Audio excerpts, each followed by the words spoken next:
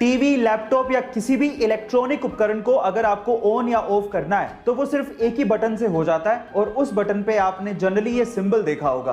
पर मेरा सवाल ये है कि आखिर ये सिंबल ऑन ऑफ के लिए बनाया गया तो बनाया कैसे गया? तो चलिए मैं आपको बताता हूं। एक्चुअली ये सिंबल बना है कंप्यूटर की बाइनरी लैंग्वेज में इस्तेमाल होने वाले 2 डिजिट 0 और 1 से।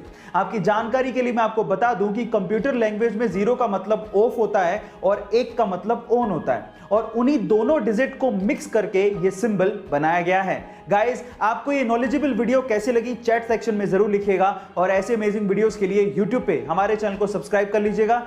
कोका कोला कंपनी, इसे आज कौन नहीं जानता है। पूरी दुनिया में 500 से ज्यादा बेवरेज ब्रांड्स कोका कोला अकेले सेल करती है।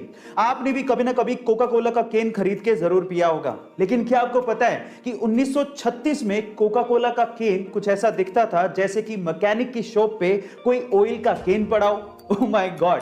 लेकिन आप लोग सोच रहे होंगे 1936 में अगर केन आता था तो कोका कोला कितनी पुरानी कंपनी है।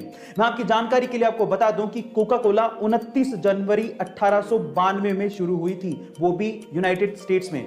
आपको ये जानकारी कैसे लगी चैट सेक्शन में जरूर लिखिएगा और ऐसे अमेजिंग वीडियोस के लिए यूट्यूब पे हमारे चैनल को सब्सक्राइब कर लीजिएगा। गाइस, इंग्लिश लैंग्वेज में बहुत सारे ऐसे वर्ड्स हैं जिनका मीनिंग सेम होता है लेकिन उनको यूज करने की जगह अलग अलग होती है। जैसे एग्जांपल के तौर पे पहला एग्जांपल लेते हैं बाय एंड परचेज का। बाय आप तब यूज करते हो जब आपको सस्ती चीज खरीदनी होती है, लेकिन परचेज आप तब यूज करते हो जब आपको महंगी चीज खरीदनी होती है। इसी तरह से एक और एग्जांपल लेते हैं सी एंड वॉच।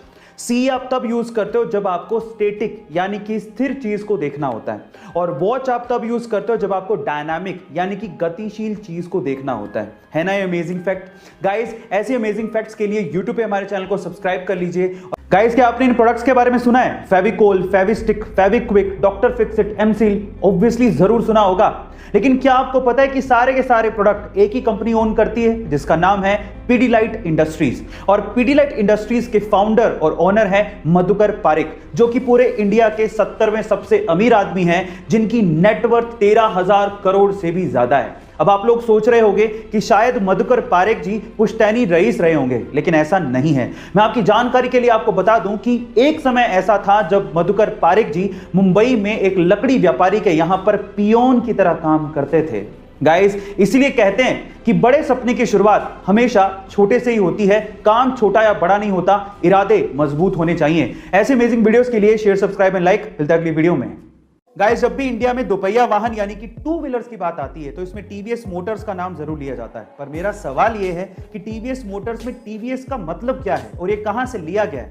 चलिए आज मैं आपको इसके बारे में बताता हूं। टीवीएस मोटर्स में टीवीएस लिया गया है टीवीएस के फाउंडर के नाम से। अब इसकी फुल फॉर्म क्या है? टी का मतलब है तिरुपुरुगुड़ी, वी का मतलब है वेंगरम और एस का मतलब है सुंदरम। अब ये सुनने में थोड़ा सा साउथ इंडियन नाम लग रहा है ना?